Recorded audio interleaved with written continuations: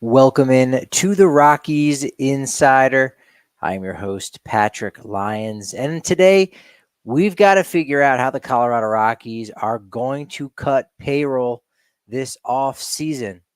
They don't have a luxury tax to get under, but they certainly have a dollar mark that they have to be wary of because of the looming TV situation that they currently have due to the loss of AT&T Sportsnet. Are they going to have to make some trades? If so, who are those trade candidates going to be? We've got a historical birthday to talk about if you're a big time Rockies fan. And the prices for the 2024 World Series are, to put it in a word or two, not affordable. But on Monday, I discussed a little bit the report by Patrick Saunders of the Denver Post about GM Bill Schmidt saying that some payroll is going to need to be cut this offseason. You can listen to that episode right now. It only exists on YouTube, had some technical difficulties, has not been released as a podcast just yet. Keep your fingers crossed for that. But I outlined some of the ways they can go ahead and reduce their payroll. And a lot of the money is coming off the books from the contracts of Charlie Blackmon and Daniel Bard. There's also $6 million that was paid to Elias Diaz this year that they do not have to worry about next year. Some players getting a raise, some actually taking a little bit of a pay cut. Chris Bryant, believe it or not, goes from 28 to 27 million over the next 4 years. But the biggest way that the Rockies are going to be able to save a lot of money is through the trades of some of their more veteran players. And the three that Saunders has targeted, and it's not exactly clear if this is Saunders speculation or if this is something that GM Bill Schmidt has intimated, but regardless, you can see a reason why these three players would be the ones that the Rockies would look to shop, as all three are in the final year of arbitration with the team before they go out into free agency this time next year. That being second baseman Brendan Rodgers, left-handed starting pitcher Austin Gomber, and right-handed starting pitcher Cal Quantrill. The trio is set to make just about under $20 million in arbitration for the 2025 season. Quantrill, according to MLB trade rumors, they've got a great calculator that they have behind the scenes to try to figure out what these arbitration numbers are going to be. Not necessarily what the teams and the players will settle on, because sometimes that's less than what's expected if you do go to arbitration. But Quantrill could be estimated to make $9 million. Remember, big career with the Cleveland Guardians before joining the Rockies this past year. Gomber projected to make about $5.6 million in arbitration. And then Brendan Rodgers just beneath him at 5.9. So you get rid of those three players, and sure, you're probably going to fill maybe two, maybe three of those spots with a veteran player. I really think the Rockies are going to bring in a veteran second baseman, especially if they trade Brendan Rodgers. Rather, only if they trade Brendan Rodgers. You don't need to bring in someone like an Adam Frazier to play second base if you already got Rodgers. But even if you add a veteran on a cheap $2-3 million deal, you're going to be saving a lot of money. So you get rid of those three players. That's going to save you $20 million. Now, before really diving into this topic even more, keep this in mind as I do my best to actually sprinkle in some positivity on the situation, because you could get some improvements by several players on this roster that can make up for the ability of those three. Now, at their best, they are three of the most important players, you could argue, for the Rockies to get back to relevance in 2025. Yes, they are all going to be free agents after the year. Yes, the Rockies are still going to have an issue with their payroll since they are not making $57 million as they were previously with AT&T Sportsnet. So you're not really going to be able to re-sign these players, even if they have the great season you would hope that they would have in 2025. So it's almost moot to keep them around. It's been moot to keep a lot of players around the last 4 seasons. You trade at the deadline to improve your future, especially when your present is already bleak. They did it once in 2023, and they netted some quality prospects. They did it a little bit at this year's trade deadline, and 2 of the 3 prospects they got, they immediately injected into the big league roster, and you saw the benefits of that. And I think they learned a little bit from 21 and 22 that it's okay to wave the white flag because it makes you better in the future. It definitely makes you better in the future. So I think that even despite the fact that these are 3 of your better players on your roster, you can get other younger players to step up and fill those voids. You can replace Brendan Rodgers' offensive production, which is probably slightly below league average, maybe average for a second baseman in baseball. His defense, you could probably put him at, a bit above average, does have that gold glove from 2022. But overall, can you get that kind of replacement? I think you can. And with Adiel Amador knocking on the big league door, Ryan Ritter knocking after a really great season for the AA Yard Goats, and Aaron Schunk having a great final month of the season. Between those 3 guys and a veteran that you could bring in for the first 3 months of the season, then you turn around to trade for prospect capital. It's a win-win situation. And so you can replace that. You could probably say the same thing about Gomber and Quantrill. Gomber, this past year, making those 30 starts, having that ability to be available, right? That's the greatest ability is availability, dependability, reliability. And Gomber showed he was able to do that to a degree, Quantrill as well, despite 2 brief little stints on the IL. But you can replace those guys because they weren't world beaters. They were great. They're valuable. You're going to miss them. But you could squint and say, you know what? Maybe, just maybe, we can replicate their production. Maybe. It might be a 40-60 proposition where I'd probably say it's going to be hard for them to match what you would get out of Rodgers and Gomber and Quantrill. But the replacements at a fraction of the cost of those 3, I think it works. I think it needs to be reiterated for a section of the fan base that I don't want to say that they've been poisoned by some that are out there, but there are some skewed opinions that do exist out there on Twitter, and not as many in the podcast sector, because I think you got a lot of intelligent people that, especially those that are actually out there talking every day and don't take 2, 3, 4 months off from time to time.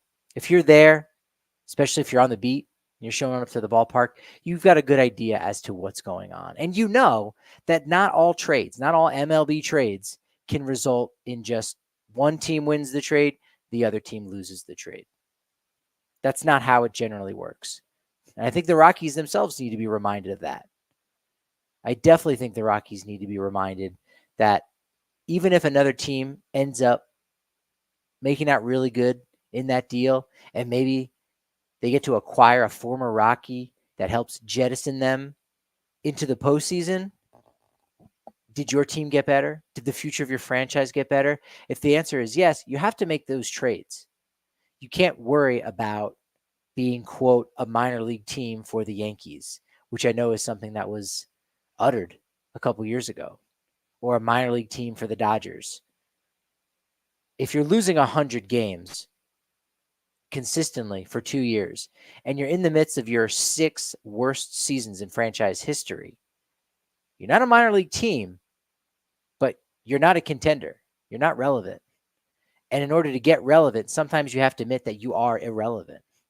And so you look at what the Padres were able to do this past offseason. They traded Juan Soto, but guess what? They also got better. Yes, the Yankees are the one that have Juan Soto right now and are the ones that are playing the Dodgers much deeper into the postseason, in the World Series. But the Padres made out by trading Juan Soto. That was a great deal for them, period. They trusted in their scouting department. They trusted in the players that they were acquiring. They trusted in their coaching staff that they could make the players that they were getting that much better than what they were in New York. And the Padres made out great in that Juan Soto trade, realizing, well, we got to cut payroll a little bit. We got to trade him. So Soto obviously impacted the Yankees in arguably his most valuable season to date. Sure, 41 homers was a career high. 109 RBI fell shy of a career high by one ribby. 31 doubles, shy by one. He cut down on strikeouts after last season. But the Padres acquired 5 players, one of which they were able to use in a package to flip to acquire Dylan Cease, who they still have for yet another year. Michael King, starting pitcher, great in that first start against Atlanta. 7 innings, 12 strikeouts. He's going to get some down ballot votes for NL Cy Young Award. Kyle Higashioka was great for them, critical as their catcher. They leaned on him. Elias Diaz. I'm not sure that Elias Diaz even got an at-bat, actually, in the entire postseason. And then both Johnny Brito and Randy Vasquez provided a lot of value, a lot of cheap value that helped brought down the payroll, dropped their collective bargaining payroll down because they were making the league minimum. They filled key roles in the back of the rotation and in the bullpen. So did the Yankees win the trade for Juan Soto? Yes. But so did the Padres. So it's okay to trade a player. It's okay to do that. I think the biggest question that I have about this potential dealings of those 3 players, rather the news that came out that they could possibly deal these 3 players, to me, the thing that sticks out is what has changed in the past 3 months between the trade deadline and the offseason that's made them want to reduce payroll and thus trade these 3 players?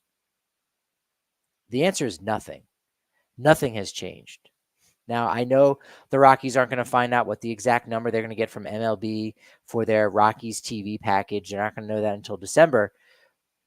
But they also knew that in July that they weren't going to know until December. And they also knew that the number was going to be drastically lower than it was in 2023 when they were still on AT&T Sportsnet. So they knew that that was going to take a hit in July. Other teams, would they have known it? Yeah, I'm sure. So to what benefit was it to hold on to these 3 players? Now, Rodgers at the time, again, his largest trade value was after the 2022 season when he won the Gold Glove Award at second base and had that really incredible stretch of about 4 months where he was arguably one of the best second basemen in baseball. Yeah, you had him for a few more years, but you lost 90-plus games, or rather you lost 100 games the next 2 years.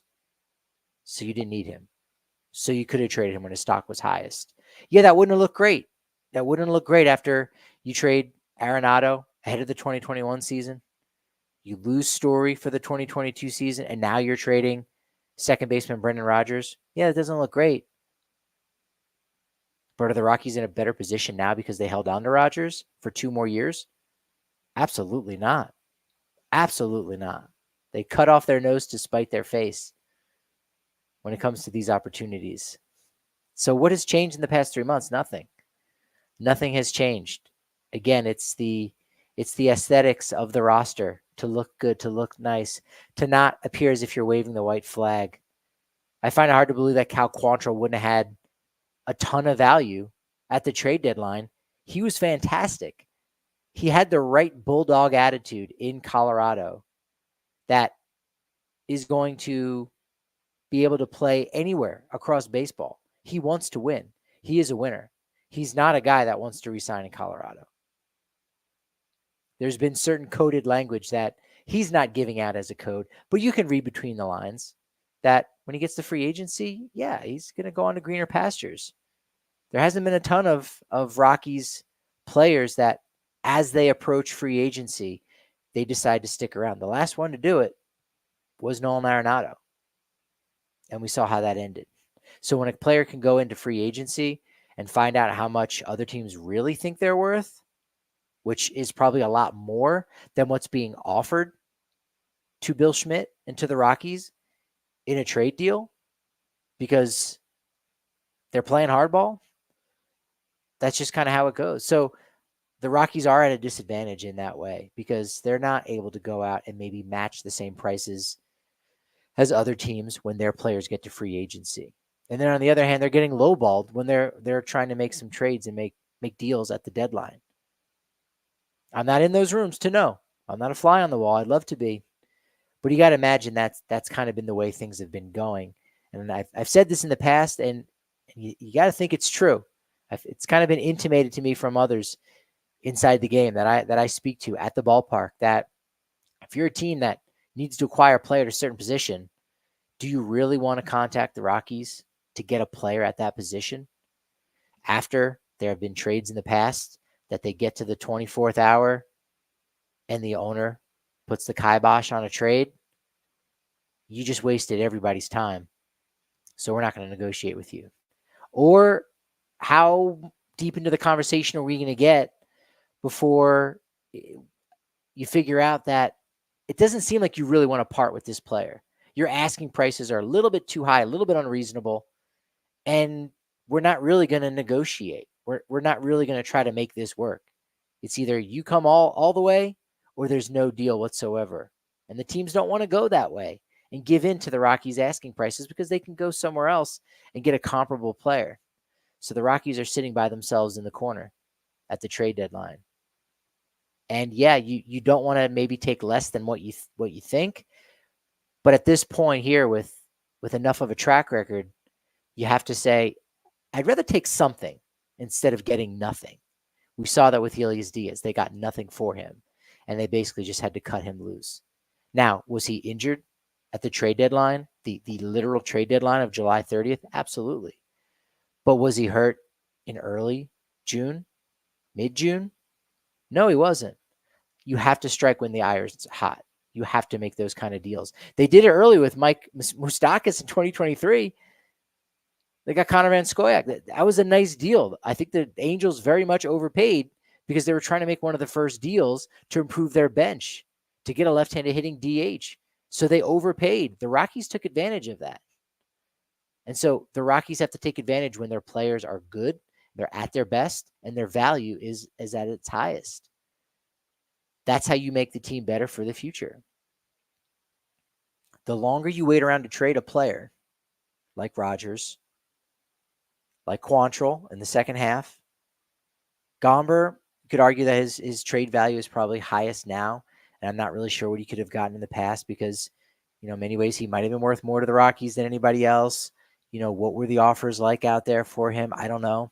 But the longer you wait to trade a player, the more likely that player is going to get hurt and their value is going to tank dramatically.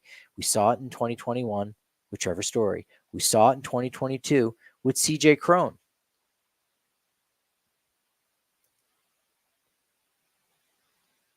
We saw it with Diaz in 2024. So, Rodgers, you're going to be able to move on from him. 28 years old, former third overall pick in the 2015 MLB draft, going into free agency after 2025. I think you can go ahead and replicate what he's able to give you offensively and defensively. You can mix and match just a little bit, bring in a veteran, allow Shunk playing time, give Amador another shot. Ryan Ritter's going to probably be there to get another shot. I don't think Sterling Thompson's going to be a second baseman. Keep in mind, that was the guy you did acquire, essentially. You did get when Trevor Story turned down your qualifying offer. You got a pick after the first round, and that turned out to be Sterling Thompson. Could have been a prospect that made an impact on the roster in 2023 and 2024 had you traded Story, but you wanted the draft pick. You wanted to try to develop a player. You wanted to put your money where your mouth is, and so we'll see what happens with that.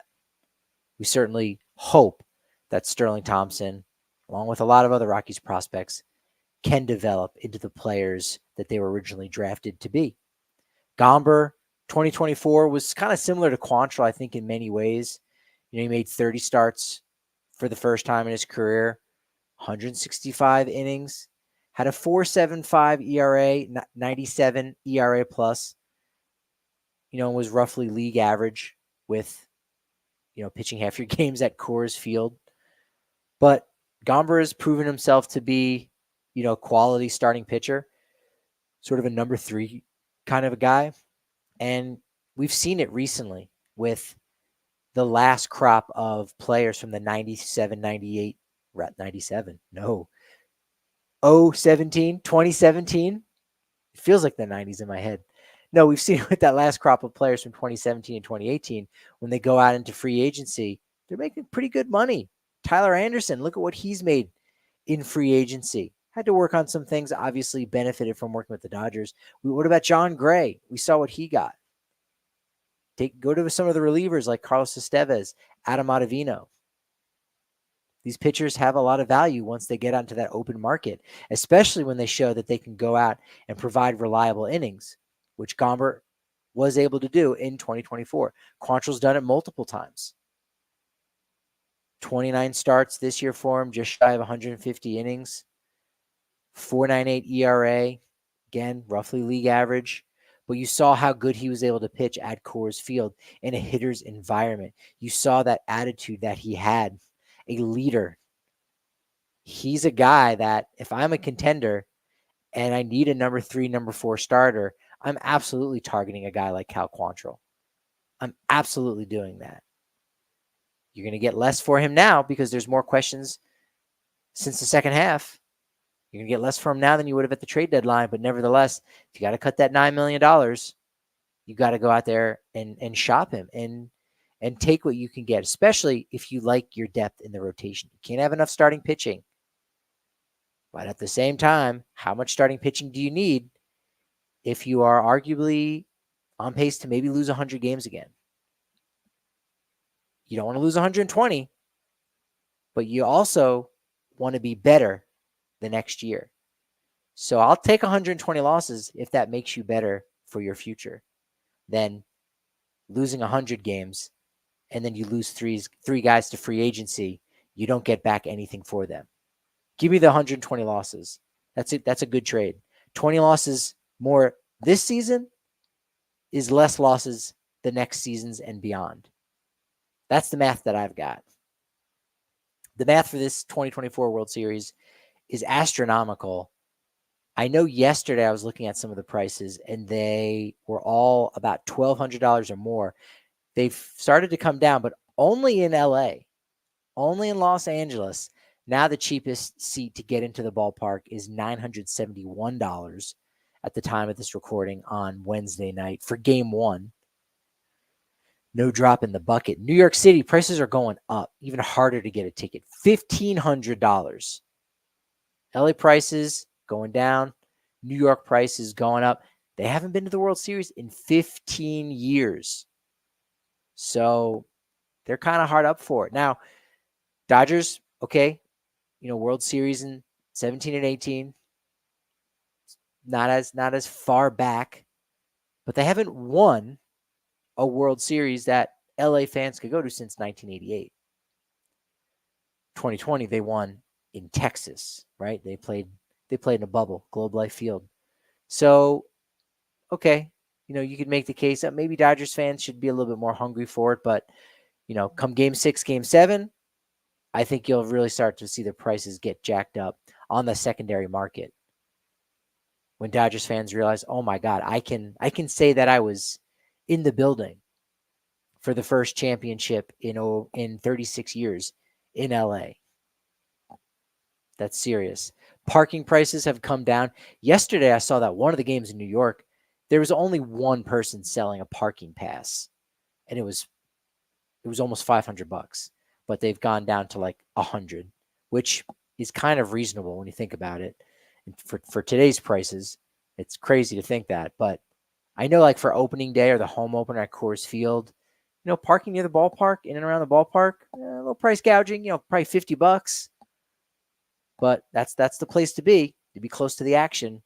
So $100 for the World Series, not too crazy. Make sure you're checking out Blake Street Banner on Twitter right now. They're doing a lot of fun stuff. Free plug for them. Guess the player type of game. You see a silhouette. You get to see the player's baseball reference page. That's fun stuff. Check that out. At Rockies_insider. Just wished a happy birthday to Kaz Matsui. Let's not forget the second baseman in 2007 for the Rockies. That run in October over 11 games, batted .304, 847 OPS. Kaz Matsui, very much beloved in Denver. You are very much beloved in my heart. Thank you for sticking around, giving me this momentum.